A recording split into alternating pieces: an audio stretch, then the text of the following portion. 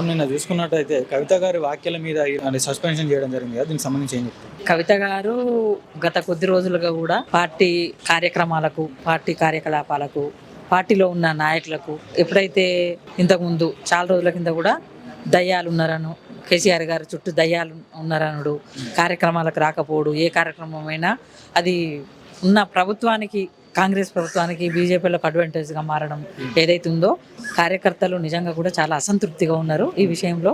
కాకపోతే కేసీఆర్ గారి నిర్ణయానికని ఇన్ని రోజులు కొంచెం వెయిట్ చేసిండ్రు. ఏదైతే ఈరోజు ఒక కేసీఆర్ గారి నిర్ణయాన్ని మా మహిళా విభాగం తరఫున బీఆర్ఎస్ తరఫున కూడా మేము స్వాగతిస్తున్నాం. ఎందుకంటే ఈ చాలామంది కార్యకర్తలు కన్ఫ్యూజన్లో ఉండిపోయింది ఇన్ని రోజులు. ఎందుకంటే పార్టీల్లో ఉండుకుంటూ పార్టీ నాయకులను ఇప్పుడు నిన్న కూడా హరీష్ రావు గారిని, సంతోష్ గారిని విమర్శించారు. ఏదైతే ఇప్పుడు హరీష్ రావు గారు ఉన్నారో పార్టీ మొదటి నుంచి వ్యవస్థాపక సభ్యుడు, ఒక వెన్నంటే ఉండి నీడ లెక్క కేసీఆర్ గారితో పాటుగా ఉండే వ్యవస్థాపక సభ్యులు. సంతోష్ గారు కూడా అట్లనే ఒక నీడ లెక్కనే ఉండి వాళ్ళ కుటుంబాల కంటే వాళ్ళ ఫ్యామిలీలకు ఎక్కువ టైం కంటే కేసీఆర్ గారికి ఎక్కువ టైం ఇచ్చిండ్రు. ఉద్యమం టైంలో కానీ ప్రభుత్వంలో కానీ భాగస్వామ్యం ఉండి ఒక తెలంగాణ పార్టీ రాష్ట్రం సాధించడంలో కూడా కీలకంగా వ్యవహరించారు. తర్వాత ప్రభుత్వంలో కూడా అభివృద్ధిలో కూడా కీలకంగా ప్రవర్తించారు. వాళ్ళు ఒక కీలక నాయకులు. అట్లాంటి నాయకులను పట్టుకుని ఏదైతే ఉందో ఈ కార్యకర్తలకు అందరికి కూడా, ప్రజలకు కూడా, మాకు కార్యకర్తల మనోభావాలు కూడా చాలా బాధపడ్డాయి. అట్లా మాట్లాడేది కాకపోతే ఒక కేసీఆర్ గారి నిర్ణయానికి అందరు ఎదురు చూసిండ్రు. ఇది ఒక ఏ నిర్ణయం అయితే తీసుకున్నారో అది ఒక మంచి మెసేజ్ ఇచ్చిండ్రు కేసీఆర్ గారు. ఎందుకంటే ఆ ప్లేస్లో ఎవరైనా కూడా పార్టీకి వ్యతిరేకంగా, పార్టీ కార్యక్రమాలకు వ్యతిరేకంగా, పార్టీ ఏదైతే అనుకున్నదో గైడ్లైన్స్కి వ్యతిరేకంగా ఎవరు పోయినా, అది బిడ్డైనా కొడుకైనా అన్నట్టు ఒక ఎవరికైనా కూడా మాకు ప్రజలే ముఖ్యము, కార్యకర్తలే ముఖ్యము, పార్టీ ముఖ్యము అన్నట్టుగా ఈరోజు కవిత గారి మీద తీసుకున్న నిర్ణయం ఏదైతే ఉందో చాలా స్వాగతిస్తున్నాం. కవిత గారి సస్పెన్షన్ పెడితే పార్టీకి ఏదైనా నష్టం జరిగే అవకాశం ఉందా మేడం? నష్టము, లాభ నష్టాలు వేరే చేసుకునేది కాకుండా ఒక కార్యకర్తల పార్టీ ఒక క్షేమం కోరమే పెద్ద ఆయన కేసీఆర్ గారు నిర్ణయం తీసుకున్నారని మేము అనుకుంటున్నాము. ఆ నిర్ణయాన్ని మేము స్వాగతిస్తున్నాం కూడా. అంటే నేను చూసుకున్నట్టయితే సంతోష్ రావు గారి మీద, హరీష్ రావు గారి మీద తీవ్ర అనుచిత వ్యాఖ్యలు జరిగింది. అలా అంటే చేయాల్సిన పరిస్థితి ఎందుకు వచ్చిందంటారు? పరిస్థితి రాకుండా ఉంటేనే బాగుండేదని మేము కూడా అనుకుంటున్నాము. ఆ పరిస్థితి వచ్చింది కాబట్టి చాలా మంది బాధపడ్డం కూడా ఆ పరిస్థితికి. ఎందుకంటే హరీష్ రావు గారు ఏంది అనేది ఇలా తెలంగాణ ప్రజలకు అందరికీ తెలుసు, కార్యకర్తలకు అందరికీ కూడా తెలుసు. హరీష్ రావు గారిని విమర్శించే అంత ఆ స్థాయి అసలు ఎవరిది కాదని నేను అనుకుంటున్నాను. ఎందుకంటే కేసీఆర్ గారికి ఒక కుడి భుజం లాగా హరీష్ రావు గారు, ఒక నీడ లెక్క సంతోష్ గారు, వాళ్ళని ఇలా విమర్శించారు కాబట్టి ఇలా కార్యకర్తల మనోభావాలు చాలా దెబ్బతిన్నాయి, చాలా బాధపడ్డారు కూడా. ఒక మంచి నిర్ణయం తీసుకున్నారు కేసీఆర్ గారు మేము అనుకుంటున్నాం. అంటే కేసీఆర్ గారి మీద సిబిఐ విచారణ పడ్డాక పార్టీ ఉంటే ఎంత, పోతే ఎంత అనే విధంగా మాట్లాడారు కవిత గారు. అది మాట్లాడాల్సింది అసలే కాదు. ఎందుకంటే పార్టీ అనేది ఒక 60 లక్షల సభ్యత్వం ఉన్న పార్టీ.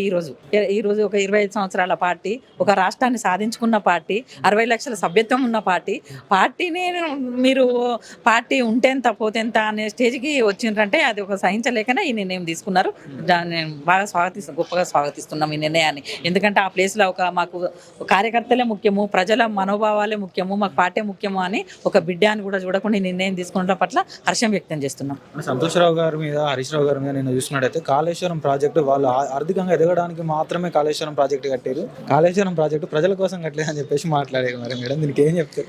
ఆమె అంటే కవిత గారు వెనుక ఎవరు అనిపిస్తున్నారు, ఎవరున్నారు అనేది మాకైతే అర్థం కాలేదు.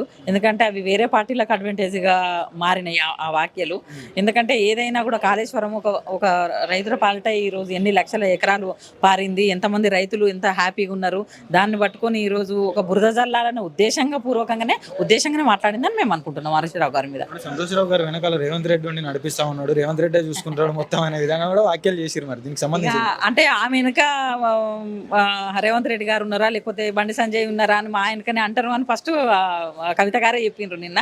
ఎక్కడ మేము అనుకుంటామో అని పార్టీ వేరే అనుకుంటారో అని ఫస్టే అనుకున్నారని నేను అనుకుంటున్నాను. ఎందుకంటే వాళ్ళ వెనుక రేవంత్ రెడ్డి గారు ఉంటే ఎంతమంది మంత్రులను, ఎంతమంది ఒక సింగిల్ మ్యాన్గా ఎట్లా ఒక పూర్తి సబ్జెక్టుతోని ఎంత అసెంబ్లీని ఆటాడించారు హరీష్ రావు గారు అనేది అందరు నోరు మూసుకున్నారు. కనీసం అది భరించలేకనే, అక్కడ జవాబు లేకనే ఈమె వెనుక ఉండి ఎవరు ఆడిస్తున్నారని మేము అనుకుంటున్నాం. అంటే ఏపీలో చూసినట్టు వైఎస్ షర్మిల గారి బాటలోనే కవిత గారు నడుస్తున్నారు అనే విధంగా కొన్ని వాక్యాలు వినిపిస్తా ఉన్నాయి. మరి వెనుక దానికి సంబంధించి ఏం చెప్తారు? మేము ఒకరికి సమానం అని మేము అనలేము. ఎందుకంటే కవిత గారు ఉద్యమంలో ఉండే పనిచేసింది, అందరితో చేసింది. కానీ ఈ మధ్యలో గత కొద్ది రోజులుగా ఏమైందో అసలు ఏం ఆలోచించుకుంటున్నారో అనేది కవిత గారికే తెలియాలి, మాకైతే తెలియదు. ఆ షర్మిలతోనైతే నేను పోల్చలేను. దీనికి సంబంధించి బీఆర్ఎస్ పార్టీ నాయకులకు, తెలంగాణ రాష్ట్ర నాయకులకు ఏం చెప్తారు మేడం? ఒక మంచి మెసేజ్ ఇస్తున్నారని మేము అనుకుంటున్నాం. ఎందుకంటే ఎవరు మాట్లాడినా పార్టీ కార్యకలాపాలకు, పార్టీకి వ్యతిరేకంగా ఎవరు మాట్లాడినా కూడా, ఎక్కడ మాట్లాడినా కూడా ఒక కేసీఆర్ గారు పార్టీ అధినేత మంచి మెసేజ్ ఇస్తుంటారని మేము అనుకుంటున్నాం. మనతో పాటు BRS party spoke person Naveen గారు ఉన్నారు. వారితో మాట్లాడే ప్రయత్నం చేద్దాం. అన్న నమస్తే అన్న. నమస్తే అన్న. చెప్పండి అన్న, నిన్న కవిత గారు చేసినటువంటి వ్యాఖ్యలతో ఇవాళ బీఆర్ఎస్ పార్టీ సస్పెన్షన్ గురి అవడం జరిగింది. మరి దీనికి సంబంధించి ఏం చెప్తారు? అంటే మీరు ఇక్కడ గమనించాల్సిన విషయం ఏమంటే, పార్టీ ఉన్నది సపరేటు, కుటుంబం అనేది సపరేట్. పార్టీకి వచ్చేటప్పటికి క్రమశిక్షణ ఉల్లంఘిస్తే అది కేసీఆర్ గారు కన్న బిడ్డ అయినా కూడా సస్పెండ్ గురవుతుందని చెప్పి ఈరోజు పార్టీ నుంచి ఏదైతే సస్పెన్షన్ లీక్ ఏదైతే వచ్చిందో దానికి పూర్తి ఉదాహరణ. పార్టీకి వ్యతిరేకంగా అది ఎవరు చేసినా కూడా కార్యకలాపాలు ఇలాంటి చర్యలు తప్పవు, పార్టీకి ఎవరు అతీతులు కాదు అనే విషయాన్ని స్పష్టం చేయడానికి ఈరోజు వారిపై సస్పెన్షన్ వేటుకు వచ్చింది. ఎందుకంటే దాదాపు 2-3 నెలల నుంచి కూడా వారికి సమయం ఇవ్వడం జరిగింది. అంటే బీసీ బిల్లుని బీఆర్ఎస్ ఖండించినప్పటికీ కూడా వారు మద్దతు తెలుపుతూ ఇలాంటి కొన్ని పార్టీకి వ్యతిరేక కలాపాల పనులు చేయడం వల్ల ఈరోజు పార్టీ చర్య తీసుకోవడం జరిగింది. అది కేసీఆర్ గారి అధ్యక్షతలో లేఖలో స్పష్టంగా మనం చూడడం జరిగింది. అంటే గత కొన్ని రోజులుగా చూసుకున్నట్టయితే బీఆర్ఎస్ పార్టీ నాయకుల మీద కానీ టార్గెటెడ్ గా మాట్లాడుతూ అంటే వార్తల్లో నిలుస్తున్నారు కవిత గారు. దీనికి సంబంధించి ఏం చెప్తారన్న? అదే గతంగా వారి విఘ్నతకే ఈరోజు పార్టీ కూడా వదిలేయడం జరిగింది. పార్టీ మాత్రం ఏదైతే పార్టీ నుంచి ఏదైతే చర్య తీసుకోవాలో అది తప్పకుండా ఇలా పార్టీ ఆ చర్యను తీసుకోవడం జరిగింది. ఇది లేఖ అనేది కూడా ఈరోజు విడుదల చేయడం జరిగింది. ఆమెను సస్పెండ్ చేస్తూ కూడా ఈరోజు పార్టీ చేసింది. ఎందుకంటే పార్టీ అనేది కట్టుబడి ఉండాలి, కేసీఆర్ గారి నాయకత్వానికి ప్రతి ఒక్కరు కట్టుబడి ఉండాలి. ఈరోజు రాష్ట్ర ప్రజలందరూ కూడా గమనించాల్సిన విషయం ఏంటంటే, వారు రక్తం పంచుకొని పుట్టిన బిడ్డ కావచ్చు కానీ 4 కోట్ల తెలంగాణ ప్రజలంతా కూడా వారికి పిల్లల్లాగానే అని భావిస్తూ గతంలో ఎన్నో సందర్భాలలో కేసీఆర్ గారు తెలపడం జరిగింది. ఈ 4 కోట్ల తెలంగాణ ప్రజలు నాకు అన్నదమ్ములు, అక్కా చెల్లెళ్ళు, నా రక్త సంబంధం లాంటి వ్యక్తులు అన్నారు. సో ఒక్క వ్యక్తి వల్ల పార్టీ నష్టపోవద్దు కాబట్టి నాకు తెలిసి పార్టీ కూడా ఇలాంటి చర్య తీసుకుంది. ఖచ్చితంగా 4 కోట్ల తెలంగాణ ప్రజలంతా కూడా ఏదైతే, ఎందుకంటే వారు ప్రథమంగా నిన్న ఏదైతే విమర్శ చేయడం జరిగిందో దాన్ని సిబిఐకి ఇవ్వడం జరిగింది. పార్టీ అనునిత్యం దాన్ని ఖండిస్తూ వస్తుంది. సిబిఐ అంటే ఇప్పుడు ఈరోజు నేను చూపాల్సింది ఏమనుకుంటా అంటే, సిబిఐ అంటే ఇది కాంగ్రెస్ బీజేపీ ఇన్వెస్టిగేషన్. ఎందుకంటే ఇదే రేవంత్ రెడ్డి, ఇదే సిబిఐకి సోనియా గాంధీ, రాహుల్ గాంధీ పోతే మాత్రం బీజేపీ ఏజెన్సీస్ అని చెప్పి రాహుల్ గాంధీ తిరుగుతూ ఉంటాడు.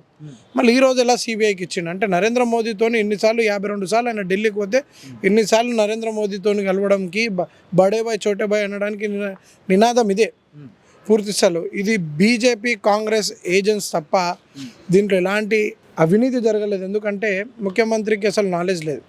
ఎంతసేపు కాళేశ్వరం లాంటి ప్రాజెక్ట్ని కంపేర్ చేసేది నాగార్జున సాగర్ ఒక డ్యామ్ అని. కాళేశ్వరం ప్రాజెక్ట్ అంటే ఒక 3 బ్యారేజ్లు, అన్నారం, సుందిల్ల, మేడిగడ్డ, అలాగే ఎన్ని పంప్ హౌస్లు ఉన్నాయి, ఎన్ని రిజర్వాయర్లు ఉన్నాయి, కొండపోచమ్మ రిజర్వాయర్ కావచ్చు, మల్లన్న సాగర్ రిజర్వాయర్ కావచ్చు. మొన్న సీతారామ ప్రాజెక్ట్ ఏదైతే ముఖ్యమంత్రి ప్రమాణ స్వీకారం చేయగల 2 నెలలకు అయితే ప్రారంభం చేసిండో ఖమ్మం ప్రాంతంలో, అది కూడా ఇవన్నీ కూడా కేసీఆర్ గారు ఇవన్నీ కూడా అంతర్భాగం, కాళేశ్వరం లాంటి అంతర్భాగం.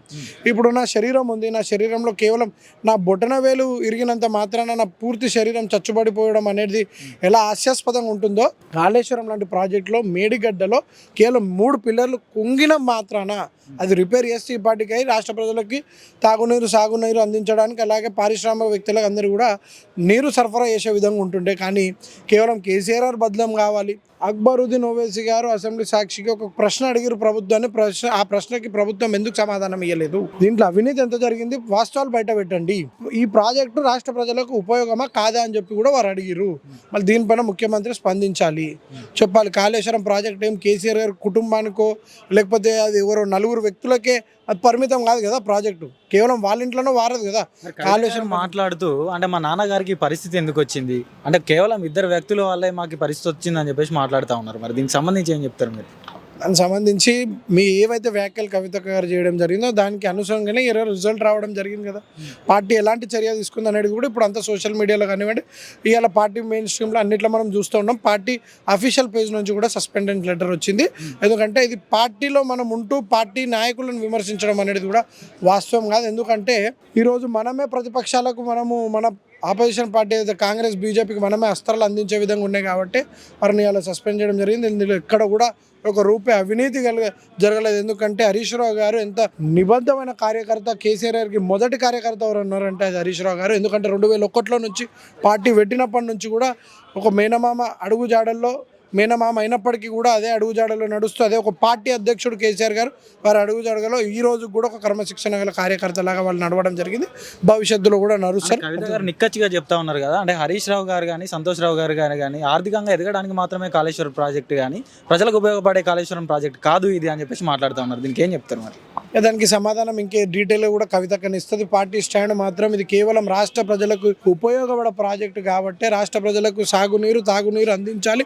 ఎందుకంటే తెలంగాణ రాష్ట్రం పుట్టిందే నీళ్ళ కోసం. ఎన్నిసార్లు అసెంబ్లీలో ఇదే టీఆర్ఎస్ పార్టీ ఆ రోజు గలమెత్తి కొట్లాడింది, మాకు నీళ్ళు ఇవ్వండి అని చెప్పి ఒక ప్రాజెక్ట్ కట్టమని.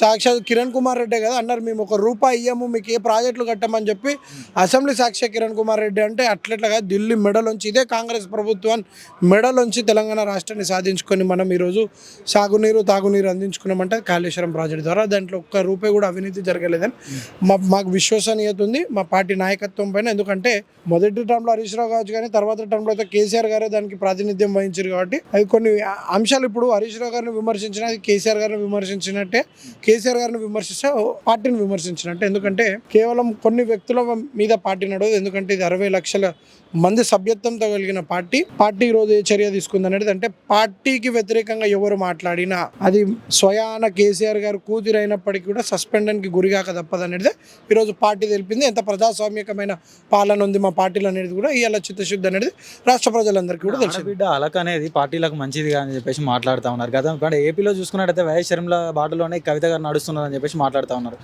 దీనికి ఏం చెప్తారు? కొంచెం అసంతృప్తి ఉంటే అది ఇంట్లో కూర్చొని, ఎందుకంటే వారు ఈ పార్టీ అధ్యక్షులు కేసీఆర్ గారు అలాగే వారి కన్న తండ్రి కూడా రెండు ఉన్నాయి కాబట్టి కూర్చొని మాట్లాడుకుంటూ అయ్యేదానికి ఈరోజు తెగేదాకా వచ్చిన పరిస్థితి. అంటే అంతర్గత విషయాలు పలు మాటలు వర్కింగ్ ప్రెసిడెంట్ కేటీఆర్ గారు కూడా చెప్పారు. మనకు కూడా పార్టీ పోడియం ఉంది, మనం కూడా అంతర్గతంగా చర్చించాల్సిన విషయాలు అంతర్గతంగా చర్చించుకుంటే బాగుంటాయని కూడా కేటీఆర్ గారు కూడా సూచనలు చేయడం జరిగింది. దాదాపు 90 రోజుల పాటు ఆమెకి సమయం కూడా ఇవ్వడం జరిగింది, 3 నెలల పాటు. వారు కానీ అనునిత్యం పార్టీపై విమర్శ చేయడం వల్ల పార్టీలో ఉన్న ముఖ్య నాయకుల పైన ఈరోజు విమర్శ చేయడంతో పార్టీ నుంచి సస్పెండ్ చేయడం జరిగింది. నేను అదే చెప్తున్నా, ఏదైనా పార్టీకి వ్యతిరేకంగా ఎవరు వెళ్ళినా కూడా ఇదే జరుగుతుంది. దీనికి ఎవరు అతిథులు కాదని ఈరోజు పార్టీ నిరూపించిందని కూడా మీకు తెలియజేస్తుంది. కొత్త పార్టీ పెట్టే అవకాశం ఏమైనా ఉందంటారా మరి? కవితకు ప్రెస్ మీట్ పెట్టి అనౌన్స్ చేస్తారు వచ్చి, అది మాకైతే తెలియదు. వారి విఘ్నతకి ఈ రోజు ఇది చేస్తున్నాం. ఎందుకంటే కవిత గారు పార్టీ పెడితే బీఆర్ఎస్ పార్టీకి ఏదైనా నష్టం జరిగే అవకాశం ఉందా? ఎలాంటి నష్టం జరగదండి. ఎవరు పెట్టినా ఈ దేశాల్లో ఎంతో మందిని వ్యతిరేకించింది, కొన్ని పార్టీలు వచ్చినాయి పోయినాయి, కానీ అన్ని ఒడిదొడుగులు దాటుకొని నిలబడ్డ పార్టీ ఈరోజు పార్టీ నిజం చెప్పాలంటే కష్టకాలంలో ఉంది. ఈరోజు మాలాంటి కార్యకర్తలు ఎంత నిశ్చందుగా కేసీఆర్ గారు తిరిగి ముఖ్యమంత్రి కావాలని పోరాడుతున్నాం. 10 మంది ఎమ్మెల్యేలు వెళ్ళిపోయినప్పటికీ, పార్లమెంట్లో 0 సీట్లు వచ్చినప్పటికీ, కొన్ని ఎమ్మెల్సీలలో మనం పోటీ చేయనప్పటికీ, ఇన్ని ఒడిదులు కలుగుకొని వాళ్ళకి శారీరకంగా కూడా ఇబ్బంది కలిగినా కూడా ఇన్ని పార్టీ ఒడిదుడుకులు ఎదుర్కొని ఈరోజు పార్టీ నిల్చుంటుందంటే ఎవరి కోసం? తిరిగి మనం కేసీఆర్ గారిని ముఖ్యమంత్రిని చేయడానికే. కాబట్టి మీరు అనునిత్యం మీ ఎజెండా కేసీఆర్ గారు మా నాన్నగారు మంచోళ్ళు అంటే ఖచ్చితంగా మీరు పార్టీలు ఉండి పార్టీకి పనిచేయండి. కేటీఆర్ గారు అయినా హరీష్ రావు గారు అయినా ఎప్పుడైనా చెప్పేది ఒకటే మాట, తిరిగి కేసీఆర్ గారిని ముఖ్యమంత్రి చేస్తామన్నప్పుడు మీరు కూడా అదే లైన్ తీసుకొని పోయింటే బాగుంటుందని చెప్పి మేము ఆశిస్తున్నాం. అంతే ఒక బీఆర్ఎస్ గల కార్యకర్తలా, క్రమశిక్షణ గల కార్యకర్తలాగా మనం కూడా పనిచేసి మళ్ళీ మన అధినాయకత్వాన్ని మనం తిరిగి ఈ తెలంగాణ రాష్ట్రానికి ముఖ్యమంత్రి చేయాలని ఏకైక ఎజెండాతోనే అందరూ చేస్తాం కూడా. గతంలో కూడా బీఆర్ఎస్ పార్టీకి ఎన్ని పార్టీలు వచ్చినా కూడా దోకలేదు. ఇది ఒక రాజకీయ కుట్రలాగానే భావిస్తున్నాం. ఎందుకంటే మనం ఇండియా కూటమిలో మేము ఇటు ఎన్డీఏ కూటమిలో 2014 నుంచి ఇప్పటి వరకు కూడా మనం ఇండిపెండెంట్గానే ఉన్నాం, ఇండిపెండెంట్గానే పోటీలో ఉంటాం, ఇండిపెండెంట్గా రేపు రానున్న రోజుల్లో పోరాడతాం, తిరిగి అధికారం చేపడతాం. బీఆర్ఎస్ పార్టీ కుటుంబంలో నుంచి కొత్త పార్టీలు రాబోతా ఉన్నాయి, మరి దీనికి ఏం చెప్తారు? ఇప్పటివరకు అయితే పార్టీ అయితే అనౌన్స్ చేసింది లేదు. ఖచ్చితంగా పార్టీ అనౌన్స్మెంట్ వచ్చిన తర్వాత దానిపైన చర్చ చేద్దాం.